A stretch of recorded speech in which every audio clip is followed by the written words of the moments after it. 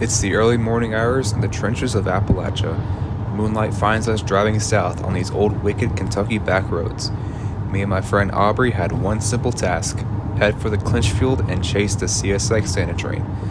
Today is a big day for the folks on the Clinchfield because the CSX Santa Train would make its yearly run, handing out presents and delivering food for families in the deep region of Appalachia. The train would depart Shelby Yard and head for its first stop, Marrowbone. It was too dark and none of our camera equipment was capable of low-light acquisition, so we head straight to our second stop on the route, which brings us to Elkhorn City.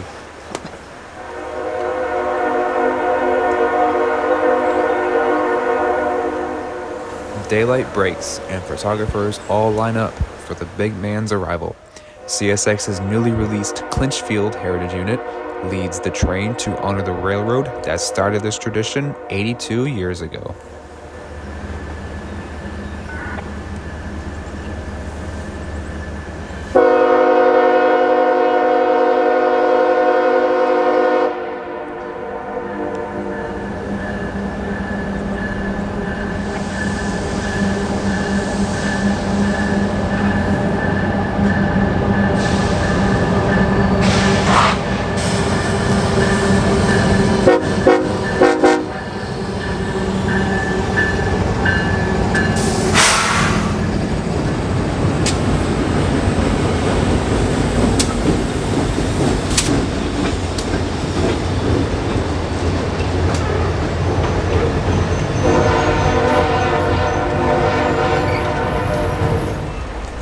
"16 cars all clear the trestle, and once the last car gets into view, the man of the year shows up.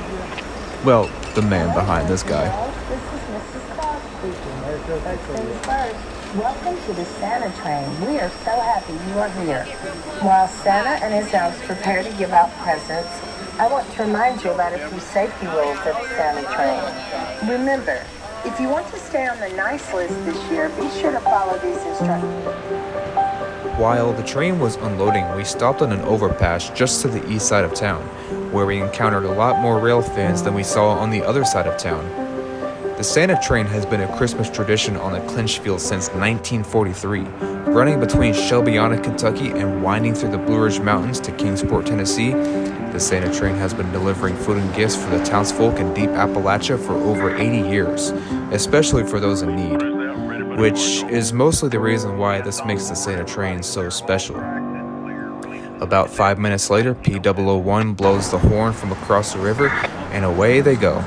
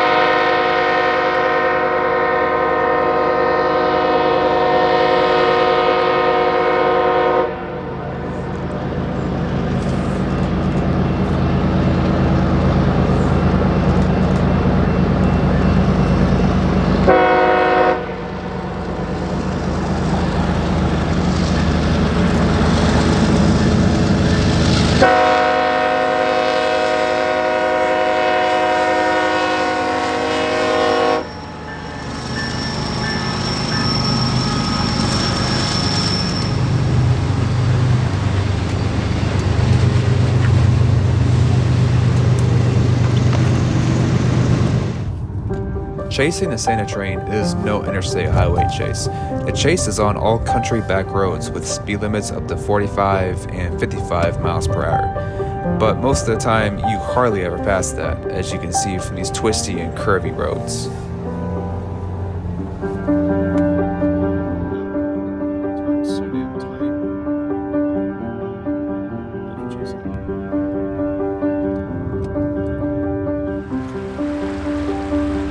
Our next stop on the chase is Splash Dam, near Hazy, Virginia.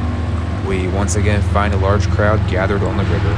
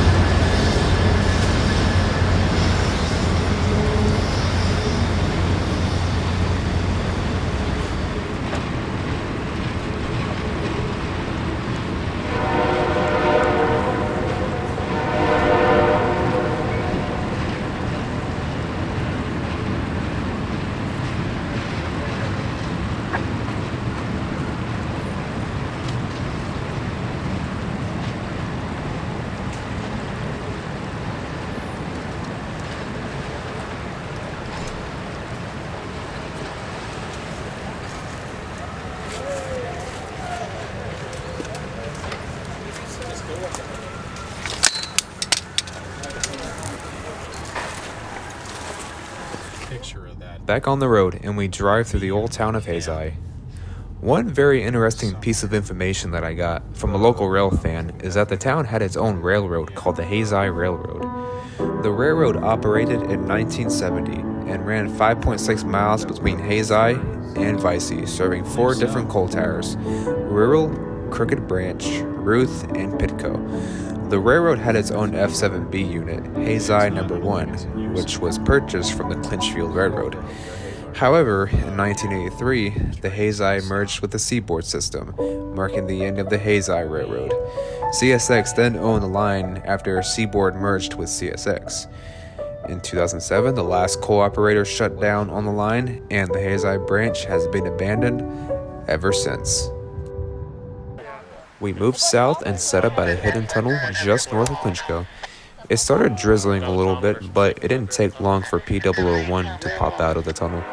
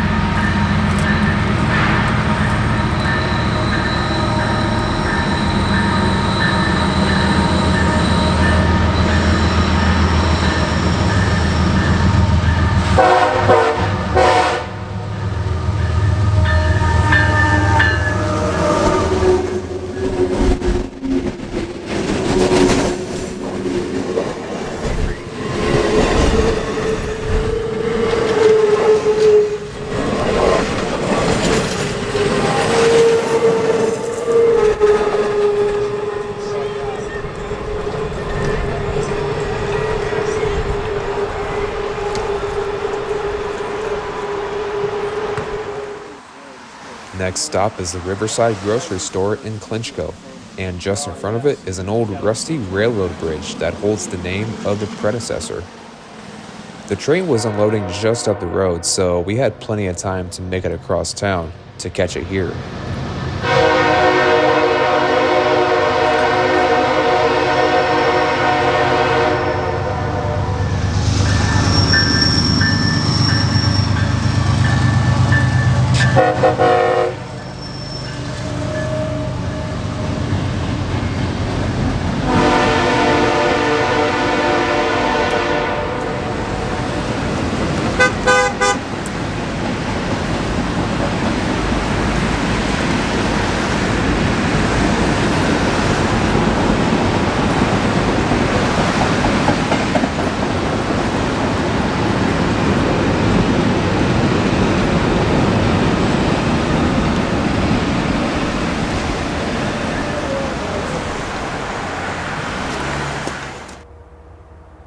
Another hidden spot we had in mind is CP South Allen, between McClure and Nora.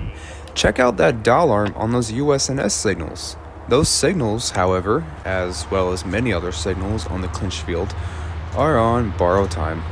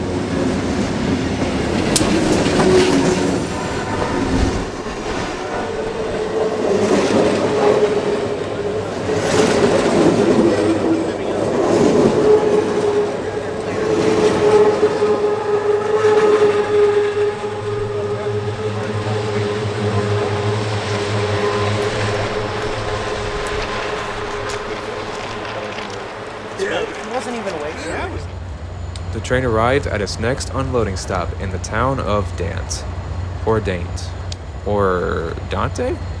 However you say it. Anyways, I didn't get to see the train pull in, so I was a little late to the party, but I did manage to get some good close-up roster shots of the engine and the consist. CSX received some negative impressions on these heritage units lately, but this one in particular ain't half bad. I kinda like it. Apparently, this was the last run of engineer Scott Steffi before his retirement. He climbed off board the train, and a crowd of rail fans all rushed to greet him and wish him a happy retirement. And I'd like to do my part and congratulate Mr. Steffi, and I'd like to wish him all and the best on his retirement. Just a few miles south of town, a procession of cars rushed to stay ahead of the Santa train, and on a whim, we decide to intercept the train here at an S-curve.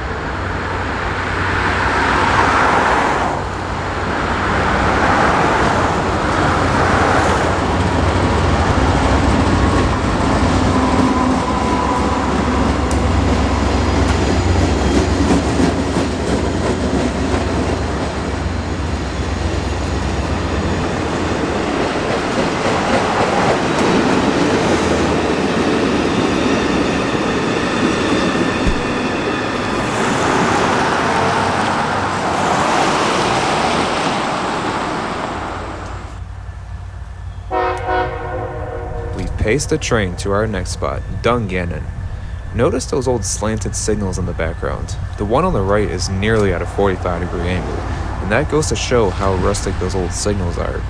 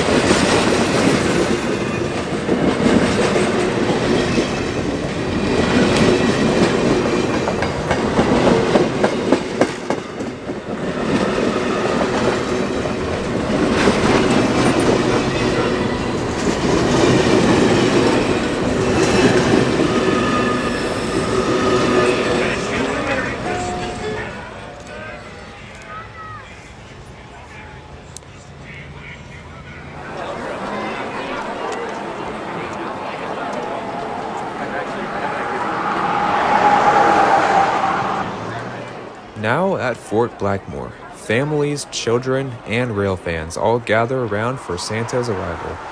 We stood on another overpass for an overhead shot of the crowd in broad daylight.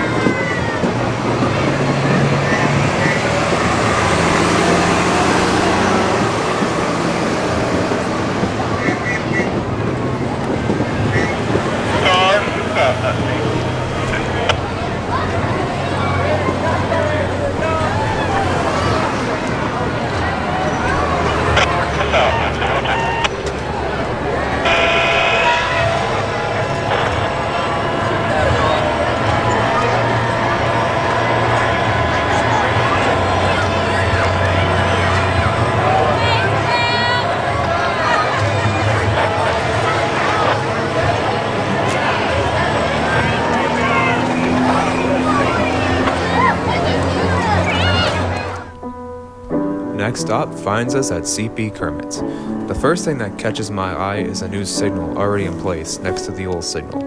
I don't think it'll be much longer before those new safe train signals take over the Clinchfield. In fact, this may be the last time I will see those old USNS signals.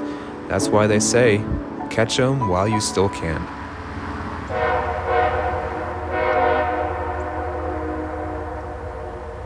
We were the only ones here on an open field while everyone else was across the tracks, waiting at the loading zone.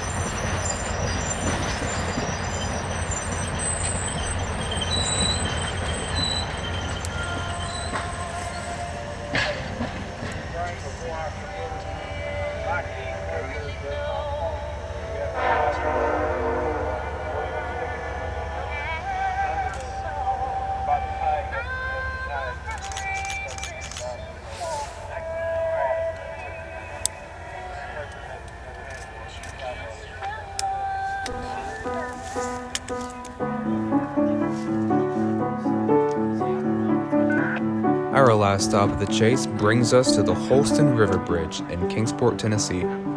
Since this morning, the Santa Train has made 13 stops in 3 states and has given the gift of the year by spreading joy to small communities, giving out food for families in need, and, of course, handing out presents for all the children.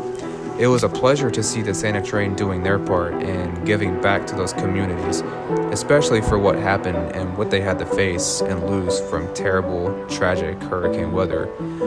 But for now, let's watch the Santa Train make its way across the river into its final destination stop in Kingsport.